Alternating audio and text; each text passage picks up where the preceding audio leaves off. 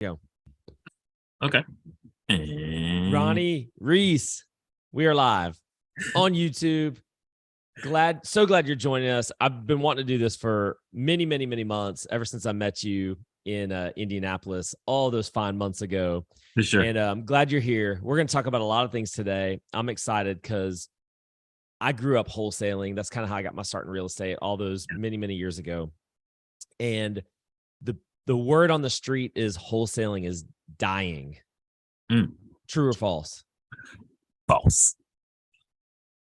Big false. So tell me what's going on right now, because it does seem like, there's obviously a shift in the market going on. For sure. And I'm getting a lot of feedback. I'm not really in it. I'm wholesaling a little bit, but not in it like I used to be. And I'm getting a lot of feedback from people who are in it saying the buyers have tightened up. A lot of the buyers have disappeared, and it's just made wholesaling. If you got into wholesaling in the last 3 to 5 years, it's like a whole new ball game. For sure.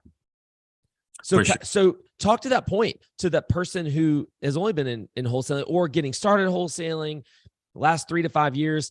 It might seem like wholesaling is dying. Yeah. Honestly, it's different. It's changed just in the last 7 months. Honestly, but I wouldn't say that it's dying. It is, to your point, and to maybe some of the people that you talked to previously. Yes, it is a lot harder to find buyers. You don't have as many of the iBuyers doing stuff. A lot of the hedge funds have totally just shifted what they're doing, how they're doing, and so because of that, with that change in the market, that also has to change what we're doing.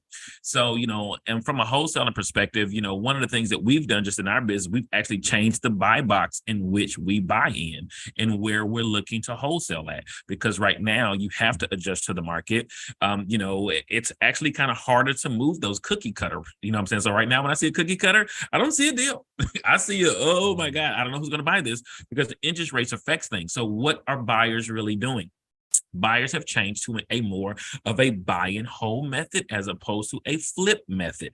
And so because of that, what are we looking for? We're looking for things that are cheaper, more tired landlords, things that need less repairs. And for us in Indianapolis, if you can get something, I'll say all in for the end investor under 140, that still makes sense. So for as a wholesaler, you're looking for that stuff that might be south of 100. And again, that's going to change depending on your market. But I wouldn't say wholesaling is dying. It's just changing, and you have to unlearn some of the highs that we've experienced and relearn and reapply how to behave in this market. So I wouldn't say it's dying, because my phone is still ringing for people trying to get into wholesale. They're hearing about it. There are other people that are still pitching it as the easiest or the fastest way to be able to get into real estate and starting things. And there's still a lot of opportunities out there. We're hearing this big word called recession. Why are we hearing that word? Because people are losing jobs. Money's drying up in different places. So that means that there's still opportunity, for some motivated sellers for you to come across to offer your services, to be able to find a match that makes sense. And still, as long as you're working your networks, still going to meetups and things like that, you can still find people that are looking to buy and hold. So that's what you have to do as wholesalers. It used to be so easy to just throw something out on Facebook or put some in investor lift, and all of a sudden, boom, people just come in and just grab it. But it's not that anymore. You're just going to take more personal connections, knowing what people are doing, and looking for that more rental grade buy and hold type of a property right now in this market. So it's not dying, it's just changing, and you got to learn it. Let's talk about buyers for a second. Your buy box has changed just because the buyers have changed. What and I want to be clear here too. You operate in Indianapolis, mainly in Indianapolis. So we want to make sure we get that out there, because this is not nationwide. This is Indianapolis, which is, help me understand Indianapolis for a second. It is a rental type of market for sure. People are coming to Indianapolis to buy rental property because the rental rates, the percentage of what you can get of rate of return is better than a flip area like a Phoenix or some of the bigger cities. But people are still obviously flipping in Indianapolis too. So we just want to kind of bring that all back. But who is the buyer now? Well, let's talk about buyers lists. If you're like me, if somebody out there's watching this, you're like me, or maybe Ronnie, I've built this enormous buyers list over the years. But we all know everybody on that buyer's list is not a buyer, It's not especially buying. not today. Are you doing anything different with the buyer's list right now?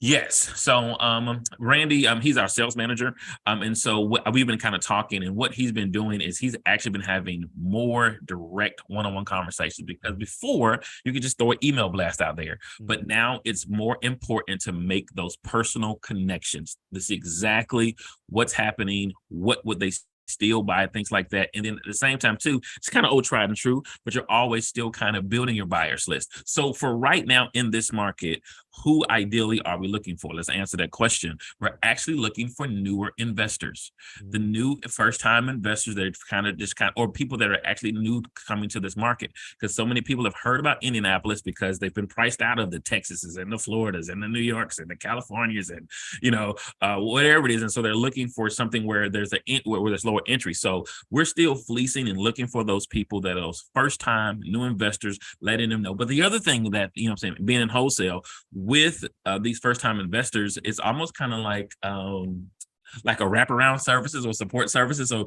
you provide the property, but you're also going to have, some trusted people that to kind of say, hey, yes, this is the property, but also too, here are 3 or 4 other people that can help with the, GC work in it or whatever it is like that. Or so you got to have kind of like a wraparound service. It's one of the things that we have been actually thinking about. It's not just the property, but it's everything else that kind of comes with it that kind of help assist them for those new investors, because again, this is their first time. They're oh my God, I'm buying from a wholesaler. This is so weird. And so, you kind of have to kind of go with a Avengers approach, so to speak. So like, hey, this is a team that can kind of help to get over those first holders, but that is where you're going to get the most return. And still finding buyers that are willing to buy. You got to get those newbies and help and support them through it. It's a relationship. You're speaking my language right now, because when I got started wholesaling, I realized very quickly that I was leaving a ton of money on the table. Yeah. So I'd say from 2012 to 2014, I was learning it. And once I learned the game, 2015, starting in 2014, 15, I realized very quickly that the wholesale fee is the beginning of the process. I started getting paid on brokering private money, because who's buying your property? It's either somebody who's going to flip it or somebody's going to hold it, most likely. So what do they need? They might need private money or a banking relationship. They need the money. They need somebody to help fix it up. I built the contractor relationships. They need somebody to possibly, if they're flipping it, they need someone to sell it on the back end. I got my realtor's license. I never ended up listing it myself, but I started a brokerage and I got the listing. I negotiated a listing in every single one of my deals. If you're going to buy a wholesale deal from me, I get the listing on the back end. Property manager services. Can you get paid a referral fee on the property manager? So what are all these ancillary services that are involved with someone buying a property, especially somebody who's new?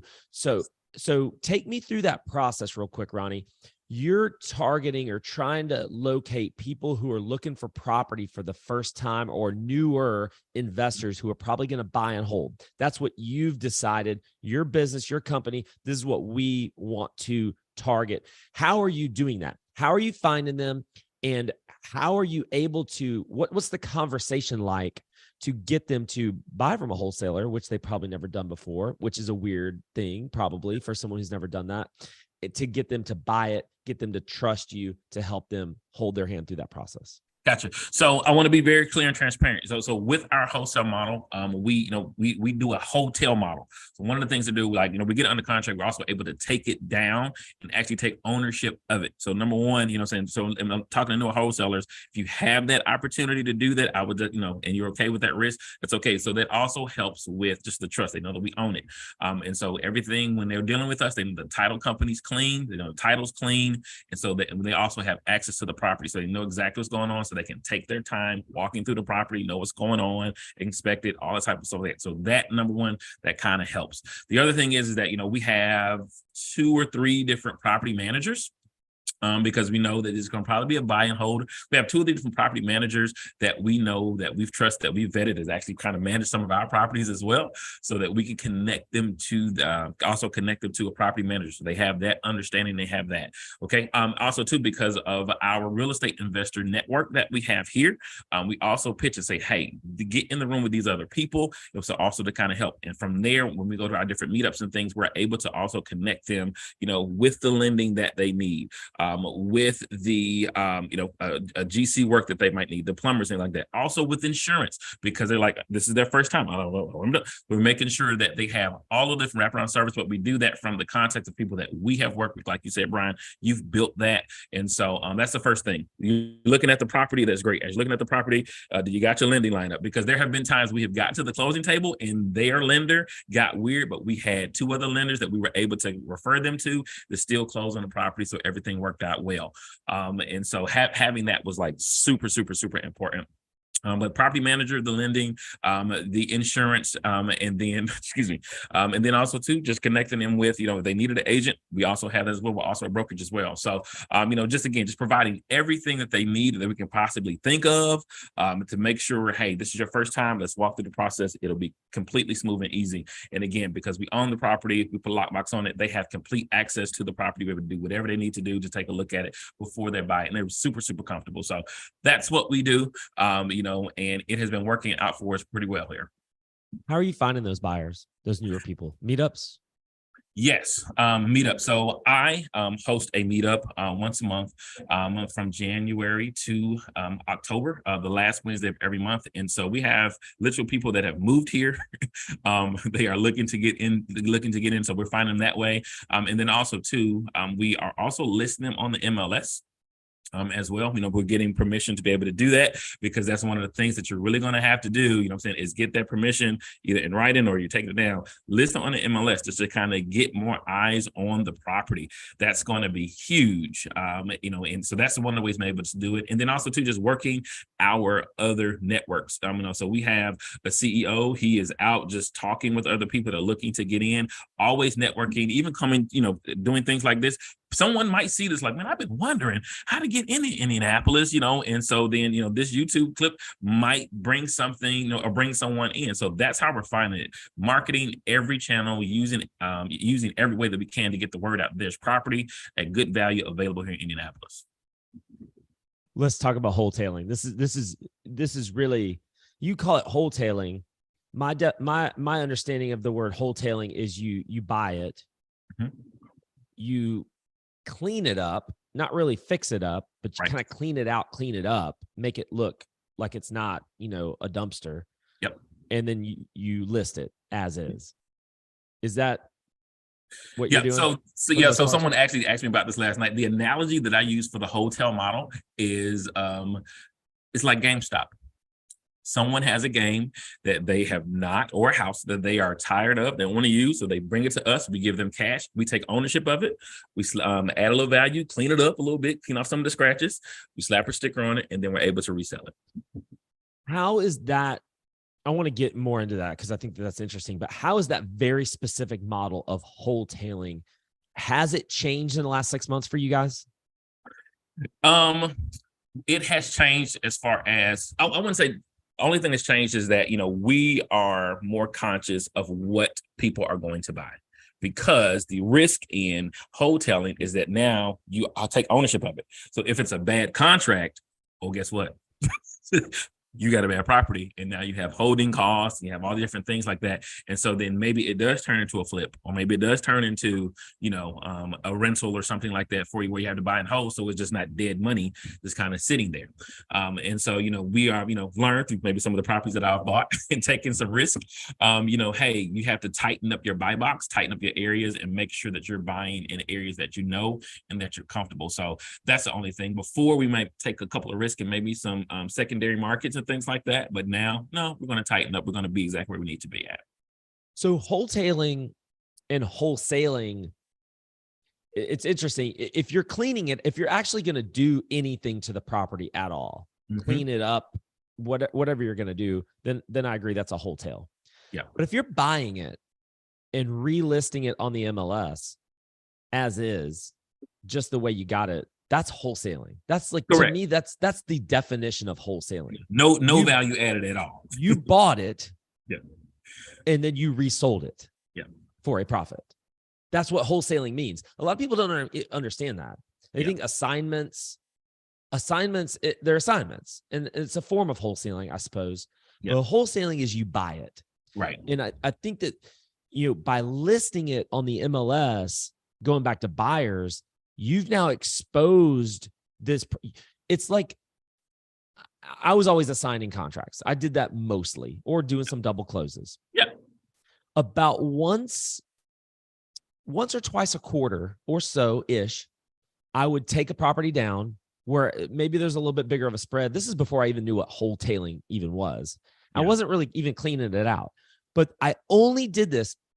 I knew I was, in a couple of occasions, I knew I was going to make a little bit less because of, like you said, holding costs. And I've got, at the time, realtor fees. I've got some of these other fees, double, you have to close on it twice. Now you got extra closing fees. So I'm going to go ahead and absorb some of these extra fees so that I can add more people to my buyers list. Right. Because typically what's happening is investors who, especially newer investors, where's the first place they look? Right. They look on the Zillow. MLS. Yeah, they're on Zillow. Trying to figure stuff out. Yeah. Zillow. Okay, but how does it get on Zillow most of the time? It's getting on Zillow from the MLS. So and I knew this, and this is 2014, 15. I'm like, I'm just going to go ahead. I'm going to take a little bit of a hit. And this is what I wasn't thinking enough to go and clean it out, maybe make a little bit more on it. I didn't really know all that. But I'm going to take a little bit of a hit because now I need to add more names to my buyers list, because who is looking at a distressed property on the MLS? Not a homeowner, probably. It's going to be an investor. So you guys, it sounds to me like you guys use that strategy, take it down, because we want to keep adding people to our buyers list. Correct. Yep. So we made that switch, like maybe 5 years. I've been with the company, I'm saying, so maybe a little bit before, but that's been our primary model, I'm saying, is to do the hotel model, because it allows us to keep, like you said, growing, get more eyes on the property, especially in this market and things like that. You want to get as many eyes on property as possible. Yeah. And, and I know there's a lot of people in the Facebook groups. And you can find buyers that way. I haven't had as much success with that. Yeah. I've had more success finding real buyers, active buyers who are they're ready to go right now. Like you said, at meetup groups, they're brand new. So I'm going to go to a meetup group, but even that person is probably a step up in advancement than the person who's like really new. Right. Looking on the MLS, they got a realtor, they're looking on the MLS, or like you said, they're looking on Zillow. Yes. That's the person I want to find first and foremost. And the only way really to find that, unless you got a great partnership with a great realtor who's looking for those people, the only way to do that is to list it. And the only way to list it, really, there's some workarounds, but really the only way to list it is you got to take it down. Yeah. For sure. Just talk about the importance of doing that, even for some of the newer people that might be watching this or might be getting into wholesaling. Talk about the importance of taking it down and how someone who is a little bit newer to this can do that. Gotcha. So keywords here, private money. Okay. So, you want to look into and see if there's some private money available. So you're going to have to be able to get the funds. So whether that's a relationship through the bank or through relationship through private money, because you've been able to show some things, or someone or talk to someone to be able to get access to those funds to be able to take that property down. Okay. So that's number one. There's a lot of different groups that you can get in and talk with people. Again, get in a room with other people that's doing it, network, find those people, the hard money lenders, or do the transactional lending, whatever. Okay. We want to make sure that you're able to do that. Once you're able to do that, it is super important. I can't tell you, there was a couple of properties that we went and we were like, yeah, maybe we can just put this out in our network. We'll put out in our network and let's just see kind of what happens. And so we actually had a pretty good spread. And then we had a conversation about this one particular property. So, let's just go ahead and put it on the open market. And let's just kind of just see what happens. We know we can get. The difference in that deal was $20,000 from our network to putting it on the MLS. That's even with the fees and realtor fees and all type of stuff like that, because the property was just so good. And then we noticed when we went back and we start tracking, who are we getting our most, biggest returns on, and it was from those first time new investors. That's when we were getting it. And so we're like, you know what, as much as we can, though we like the relationships and want to do that, but putting that on the open market, it was a game changer in that deal and several other deals that I can think of right now. You know what I'm saying? That just put it on open market, just changed it up. It was actually some deals that we were having some trouble moving because we were trying to just move it quick through just through it. And then, you know what? The open market allowed us to be able to move it. And again, because we took on the risk of wholesale model, we did better than break even, praise God. so that actually kind of saved us. So I'm getting more eyes on it is so important. It is so important. Make sure you get as many eyes on property as possible. Just like you want to get views up and you're doing reels and stuff like that for social media, putting it on the MLS is the reels version and getting more eyes on your properties. Make sure you're doing that if at all possible. No doubt. Guys, we're talking with Ronnie Reese, Simple Wholesaling. Again, thankful you've joined us. I want to talk about a lot of things today. Wholesaling is just one of those things. I'm hearing a lot about it, and it's really interesting. Are you finding that there's more people trying to get into it now? Because I know you're doing a lot of teaching. You got the meetup groups, and you go to meetup groups. You feel like there's more people trying to get into it now, or it's kind of tapered off? No, I definitely would say there are more people trying to get into it, because one of the effects of a down market is that pushes the creativity that might be that are in people to try to do something different. Maybe they've lost their job, or maybe they've been thinking about this thing, and maybe in a lot of conversations I've had, people have been up against a rock and a hard place, and they've been working a regular 9 to 5, and it's like, hey, I know I need something else, so let me try to do this.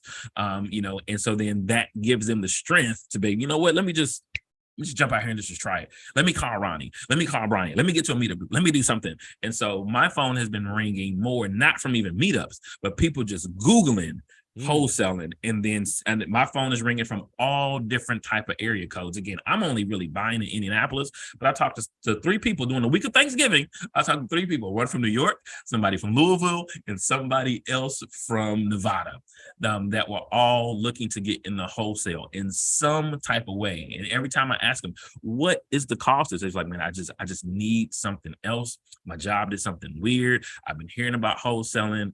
I've been watching HGTV. I want to figure out how to fix and flip, and I hear that this is the way to just try to get in.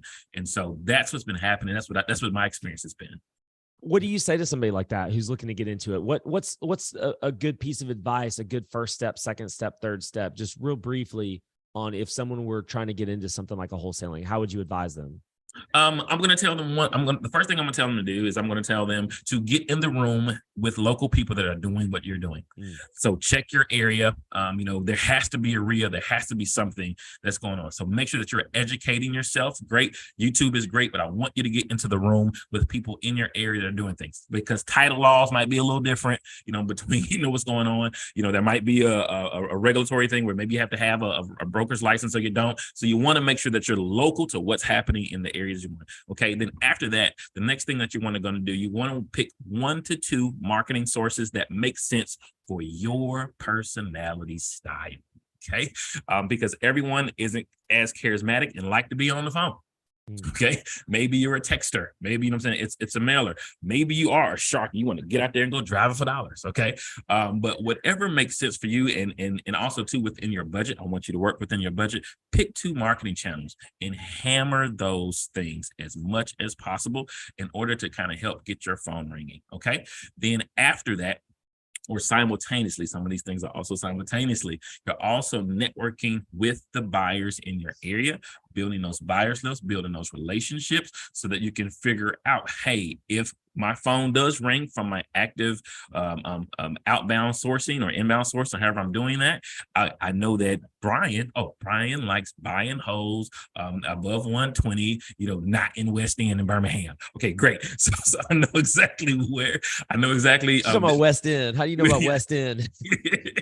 I was just there. My grandma still lives over there. So West End. Yes, she does. 35211. Yes, sir, man. So, that's what you want to. Those are the three things I would say. Make sure you're in the room with people that are doing the business.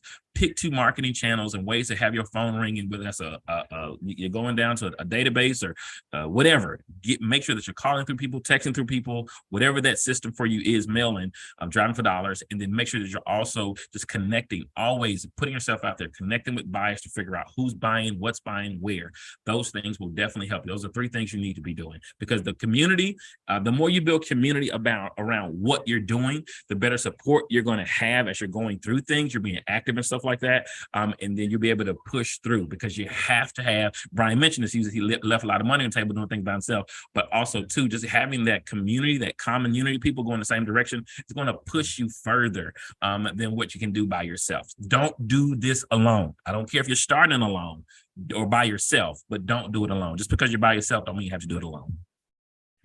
And that, that's an interesting, that's a great segue, great transition to, I wanted to kind of talk about the business that you guys have built at Simple Wholesaling, where it's a business.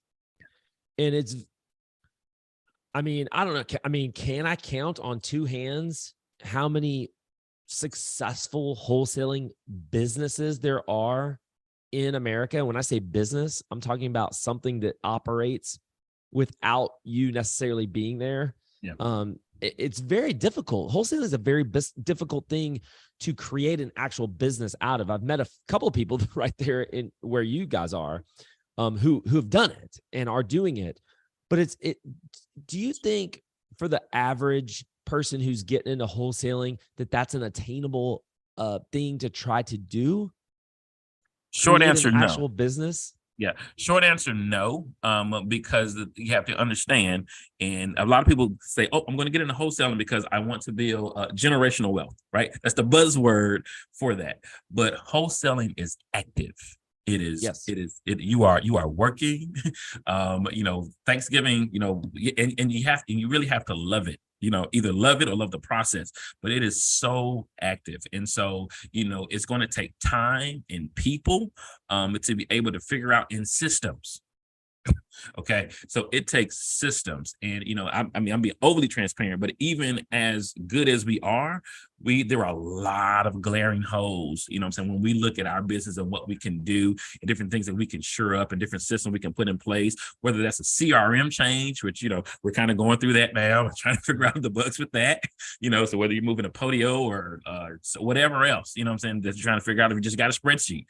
For a while, as busy as we have been, most of our business functions off of Google spreadsheets. Because it was just a simple system. What I'm saying, we were able to do that, but now we're growing up a little bit more and implementing new systems and things like that. So it's going to take time and resources, but also too, you have to look at someone who's just starting out. How much time can you really allow to make calls and to follow up and things like that, and work within those boxes, because it's going to take structure for you to start seeing some results. And so I don't want you to get defeated. Making a business out of this is possible. It is. I have networked a lot of people that started with me, and they're doing great things, but it's going to take time, and it's going to take structure for you to be able to get just your systems down to figure out, hey, okay, I got deal number one. What did I do? Okay, all right. What now? How do I get deal number two? Okay, great. Now, what do I need to change in order to did they call in on a mailer? Do I need to turn, what? So just figuring out all the different things and putting systems around the process is really going to help you scale up. But, but again, as long as you're in a room with the people, figuring out how to just get that first deal and then go back and study. And so you can repeat and kind of get mentors to kind of help shore up your systems. Can you talk about the structure of how the business you're involved in, how it's kind of set up, and how it maybe got started, but more so about your role and how you got involved and why you're still involved? Gotcha. So I'll tell a quick story, and then I get to the systems. So I was in one of those really weird places, right? So I was divorced, remarried. My two older kids had moved to Indianapolis. I was in a little small town in Muncie, and I was like, man, I want to be a good dad. I'm going to get down to Indianapolis. Got down there, started working, doing insurance, making phone calls and things like that. And I was like, I like being on the phone, but this ain't getting it.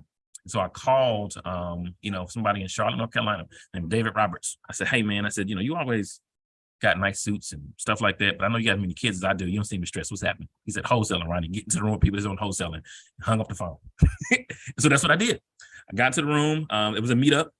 The meetup that I now host 5 years later. I was like, man, these guys are saying this stuff is so simple, the system, but they said, hey, we have a need. We need someone to, make some phone calls for it. So I was already making phone calls. I was like, I talked with my wife and said, you know what, let's just try it. Like, we already know what broke is. We know what this food stamp thing is. Let's just try it. And so fast forward, it worked, and when I first started, I was taking all the initial calls. I was also making initial calls, taking inbound calls. I was doing the entire thing from the beginning to the end. I was doing the appointments. I was in the CRM. I was doing all the type of stuff like that. And though I loved it, it did take up a lot of her time, like a lot. And so, through our business coaching and different things like that, we've been talking with other people that are doing it way better than us. We're trying to figure out, okay, how do we make this better? And so then we started getting more micro and focusing on you just being strong in your gift. And so now the way our systems is set up, even though I love taking incoming calls and things like that's my personality type, we now have lead managers. Your lead managers, they're taking all the initial calls, they're kind of vetting, and the only thing they're doing is just setting the appointments. They're getting the why they're selling the property, figuring out if they're paying, what if they need a price, great. If they have one, okay, that's fine. And can we see the property? That's all they're really for. You own it, you got pain, you want to sell it, let's set the appointment. Okay. From there, then that's when me as an acquisition manager and our other acquisition managers, what we do is that we go out to that appointment, sometimes almost blind. We'll kind of see what's going on in the area, but we don't even care, because what we're there for is to figure out that person's pain. Yes. Hey, you talked to my lead manager, heard you want to sell. Tell me more about the story.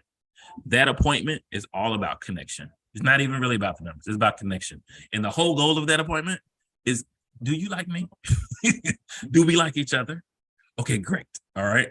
But then from that appointment, we make it a goal to try to, hey, is it possible? Is there enough urgency there to still make an offer at the door where it makes sense?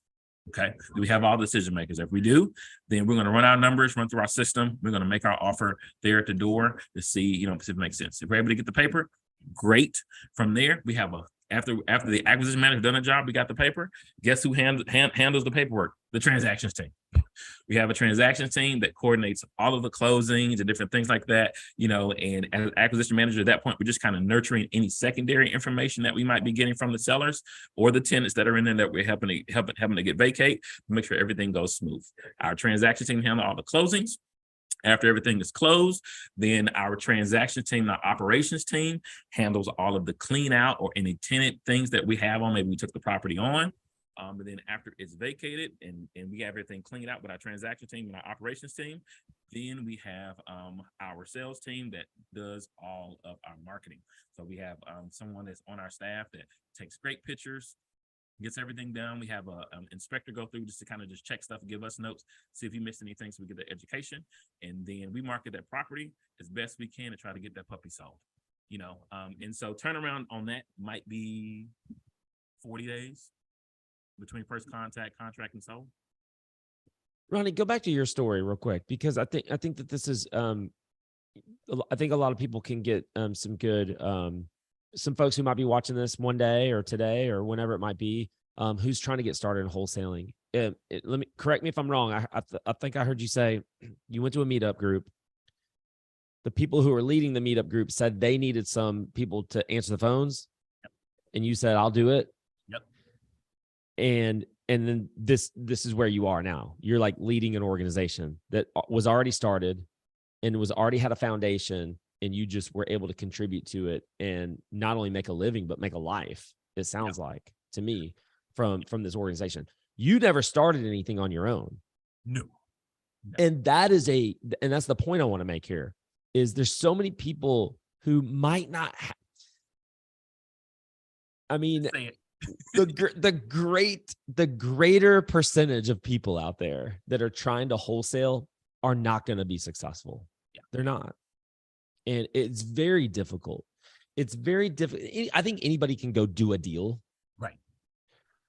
But to keep it sustained and keep, the systems, the processes, and to make a viable business out of it, it's extremely difficult. The small handful of folks who've been able to do that are, like you said, it's taken years to perfect what it is that they're doing. You plugged right into a system that probably wasn't perfect, but they needed somebody like you to come along to fill in this particular gap. Yeah. I mean, just take me kind of through that. And while you're doing this, kind of think about that person who might be newer to this, and that might be a role for them to come in and try to plug into an organization that already exists. Yeah. So there is this entrepreneurial lust, right? Like, everyone wants to say, I'm a CEO, I'm this, I'm that, you know what I'm saying? And it's almost like a badge of honor. But one of the things that me and my wife, we sat down and we talked about was like, you know what? We're not necessarily good at like starting things, you know what I'm saying? Like, but if there's a structure that is already there, one of our gifts is to come alongside that structure and help and to try to make it better as much as possible. And I remember when I was sitting there trying to figure out, man, like this is a commission job. I've never done this before. Like, is this going to work out? I just said, you know what, Lord, but I know what I'm good at. I am good at talking on the phones. I don't know anything about real estate, but I know I'm good at talking on the phones. And so I want to talk to the person that is maybe a good administrator and maybe they're super frustrated, like with their job or whatever's they're going on. You being able to come in operations and like put some bones and some systems around what I'll say traditionally, you know what I'm saying? Like it'd be like just an old boys club and they're just kind of just hot wild and just doing things like that. I'm telling you, that's how we were. We were just a bunch of dudes that loved the Lord, that was doing a whole bunch of Bible studies and things like that, and just happened to kind of do real estate. But then we started getting some people that had some strong bones and structures and help us see our systems. And so things weren't happening by accident. They were happening systematically. And just because, and they didn't know anything about real estate, they just had a really good, strong administrative gift. And that gift has like revolutionized our business. You know what I'm saying? Because you need that. You know what I'm saying? And so I just want to talk to the person that maybe, like, I don't know. I'm just good at this one thing.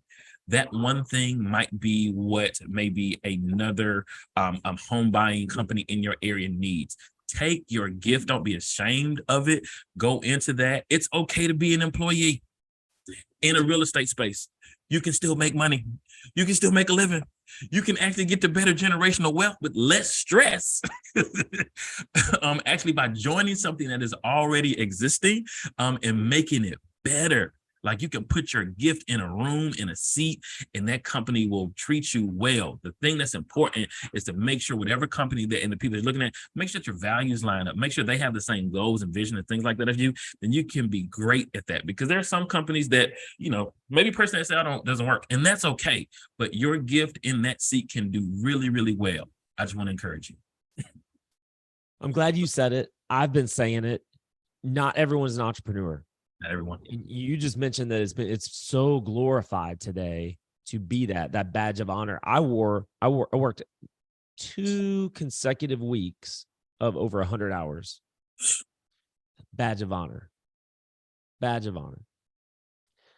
Looking back on that now, it was like insanity. It was stupidity. It didn't make any sense. And I was so worried and thought so much of what other people thought of me.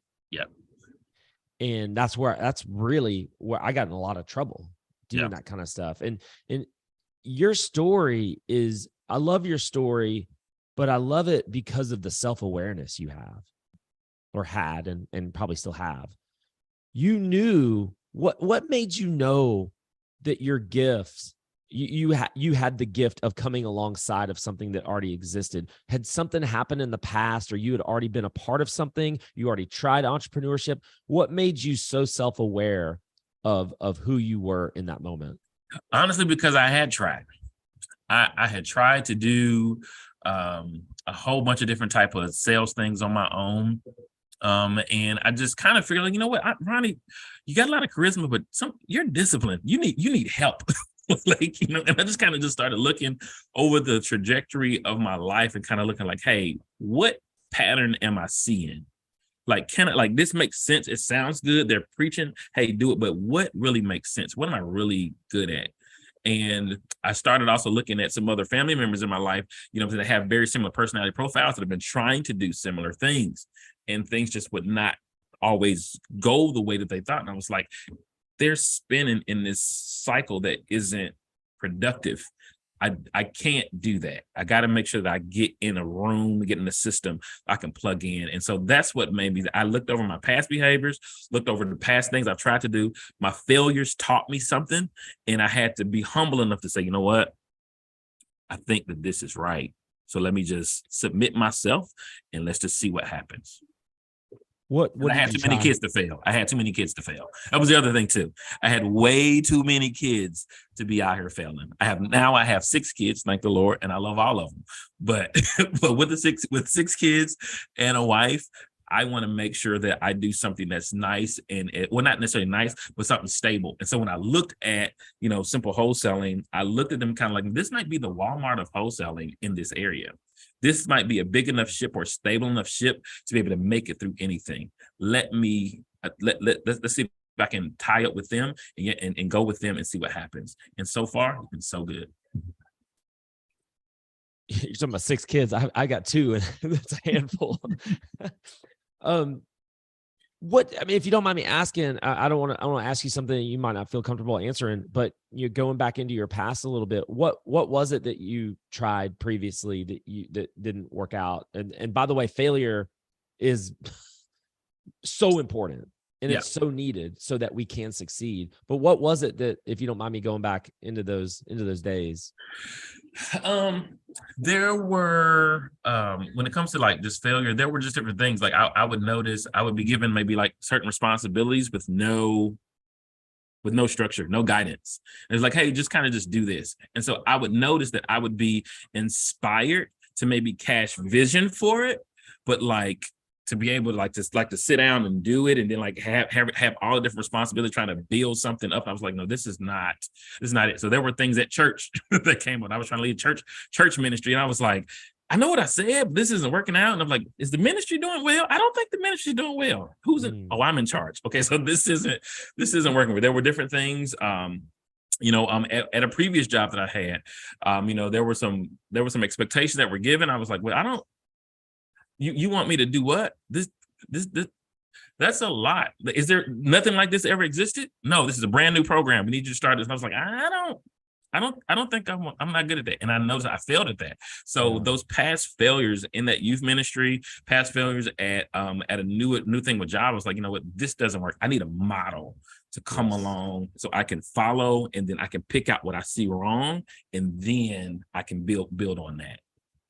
It's so funny listening to you say those things. I remember when I was first hiring like my first employees, and I remember the first, she was incredible, by the way. I had my first administrative assistant I ever had, and she ended up leaving me because she had, she was pregnant and she had a baby, and she ended up not coming back because she wanted to spend time with her baby, which I guess I can forgive her. Be a mom. But she was so great.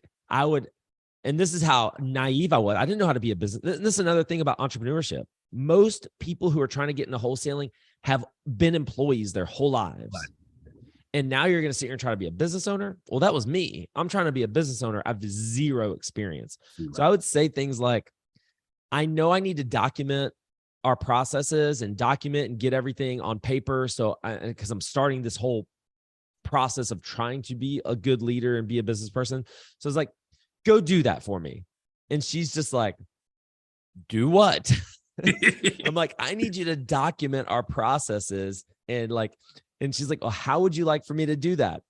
I don't know. You just go figure it out. I mean, a lot of times you're sitting here being led by people who just don't have business experience, especially here in the real estate space.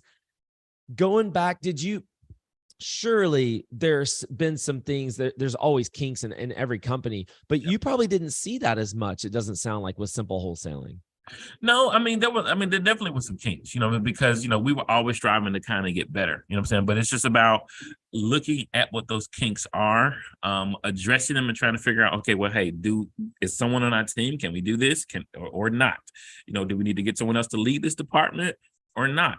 And then there's always just being okay with open and honest evaluation of what is, what we need, what we have, and what we're trying to get to, and being okay with saying, hey, let's cut away from this, let's do this, let's hire here, can we get a virtual assistant to help here, and let's be clear, virtual assistant overseas, is that okay? Okay, well, how about we get a virtual assistant that's here in the States to connect with lead managers? I understand that the pay might be a little bit more, but are we going to get a better return with quality of conversations? Maybe, so just all the different type of things that that we're trying to do. But again, I wouldn't have known that stuff if I didn't have already a system that's kind of there to kind of follow and pick apart to improve upon. Yeah, no doubt. And there's just so much to be said for the person who's coming along, who wants to get into wholesaling, and maybe they've got some insecurities. When I remember you're sitting there rattling off all this stuff, that there's this step one, do this, then you go do this, then I do that. And I'm just thinking to myself, man, if I was a new person and I heard all that, man, I'm quitting before I'm getting started. but what makes it, what I feel like makes it a lot easier is some of this other stuff that you said, that it's okay to find a really good organization that's already doing the thing that you want to do, and just get plugged in. You can learn real estate. You learn wholesaling. You probably don't want to do wholesaling forever anyway. For me, wholesaling was always an ends to get to a mean. Yeah. You mentioned earlier that you got to really probably love it. Yeah. And I realized early on that I didn't love it, because wholesaling to me, I never wanted to be a wholesaler. Yeah. I got forced into being a wholesaler because I didn't have any money. See? So, yeah.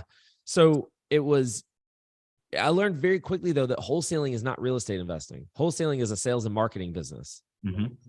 It's not real estate investing, but it's a great foundational skill. Yes. Like finding a good deal is a skill you need no matter what you're going to do in real estate. You're going to buy a house to hold it. Are you going to flip it? Are you going to wholesale it? Are you going to do something creative? It all starts with finding a good deal. Yep, for sure. So where are you, Ronnie? Where are you? I mean, it sounds to me like you got into this business because you wanted to find stability. You were good at talking on the phones. You almost kind of fell into something. It sounds like that that you are passionate about. What's next for you? Are you doing any investing on your own? Do you have plans to take over? What's next for you? Yeah. So for me, one of the things I like doing is I like buying and holding in some of the secondary markets. So for me, a lot of people like going to like the metropolitan areas and things like that. But for me, I really like hitting those secondary markets a little bit further outside of metropolitan area, in Section 8 them.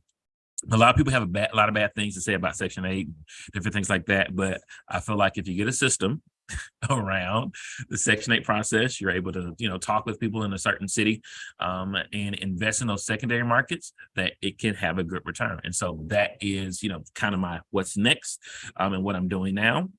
And that is just building the Section 8 portfolio for myself. And doing more buy and holds in that way. And so I like areas like Muncie and Anderson. And I know for people who aren't familiar with Indiana, they're like, well, where's this place? But these are these secondary markets that are outside of your metropolitan area, maybe 40 minutes away from a major city or something like that, where the cost of living is a little bit less. Maybe they only got 2 Walmarts, some of that rural investing, that is more what I'm into, because that's a niche thing, and it's not as, sexy as other people might think. But if you get in local with those people, kind of figure things out and get a system around that, it can also work. And I've noticed that, I like the Section 8. It's a guaranteed check.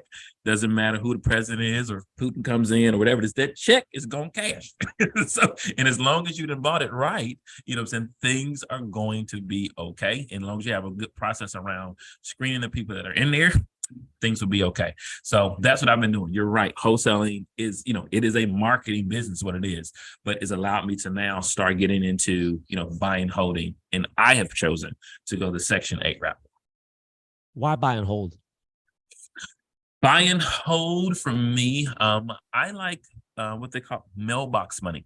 And so now I kind of have this goal of the next 10 years to try to see how much, and again, buy and hold is still active. I want to be clear, it's still active. Agree. But I want to try to just see, hey, can I get to this certain amount passive with the margin, of understanding what the active money is, the active money still has to go into it. That's the goal. And then also to being able just to say, hey, I'm thankful for what I have here, but I want to be able just to replace my income. Like totally. Like, can I totally replace my income that I'm making here? It's a big, hairy goal, but just go for it. Yes, I mean it's wholesaling. You love it. It's your job almost. Well, it is. It's your job. And how can we create something over here on the side that is somewhat passive? There's a passive element to it. There is. It's not totally passive. No, but no, that's. I feel like wholesaling for most people is a means to get to an end. Yes, it's I'm broke. I don't have any. I don't know of a whole lot of people out there who are got money and they're like, I want to start a wholesale business. Yes. Because there are better businesses out there to start than a wholesaling business. So it's usually I'm broke. I need quick money. How can I get my hands on some cash so that I can survive, right, first and foremost. And then secondly, let's start to probably buy and hold, like you said. Yeah. But you don't really never had any real estate experience, I don't think, until you made that phone call to your friend in North Carolina. So that's why I asked the question, why buy and hold? Why not go a different route with some money you're making to invest your money? The buy and hold versus any other investment. Why is that attractive to you? For me, I just love real estate. And so like I kind of know what I do. Do you love real estate? Dude, I love real estate. I can still. Do you love real estate or do you love what real estate has done for you? Both. You really love real estate. I do. I hate it, man. I hate it. Hey, and I'm glad you're being honest. You know what I'm saying? But I do, and my wife, she still tell the story. I was watching, we were watching the news, and there was a horrible murder-suicide that had happened in this nice neighborhood. And my first question was, how do we get access to the house? Like, I know that sounds really sick, you know what I'm saying? But my wife said, she said, okay, that's when I knew that you got a real estate problem. And I was like, okay, yeah, I do, and so I mean, even now, what I'm saying, like we thank Lord, we were able to build a house a little over 2 years ago from the ground up. First time. I never owned a house. I had always thought I was always going to be renting, but it is through the vehicle of wholesaling in real estate that I was able to actually buy my first house. Built a 6-bedroom, 3-bathroom house, 3,000 square foot. Thank the Lord, right? Because I got a bunch of kids anyway. But but even though I have that house, I still go to model homes just to kind of just go and look, because I just like real estate. And again, because I know what I'm not good at, I still like things. As well, if I can find somebody to kind of help me with, making it look pretty, you know what I'm saying, and to decorate it, I'm all about that. I just really love real estate. And there's so much in the real estate that I still also want to learn as far as like the commercial stuff and what does that look like? Not that I want to dive into it and do it, but I just want to know it, understand it. How did this Top Golf get here in this bad area in Birmingham? like how did they get there? And that's a whole commercial thing. So I'm just curious about all those different things, and want to learn about those things. If I can dip my toe in a little bit, I'm okay with that too. But I just really love real estate. That area is getting ridiculous, by the way. It is. Ronnie, thank you, man. I appreciate you not only just giving us some great information today, but sharing your story, your personal story. I think a lot of people can get encouragement from that, and hopefully kind of grow up in the business and get into real estate. There's so many folks that watch our channel that are brand new, and they always ask the question, how do I get into this? Well, I'm glad that we brought that up today, because it's probably the first time I've ever actually brought it up on this channel. Is you don't have to be an entrepreneur to get into real estate necessarily. No, not at all. You do not. Also, man, tell everybody how they can get a hold of you. You said your phone's blowing up. If people want to learn wholesaling, is that something that you teach? Can people get in contact with you for that?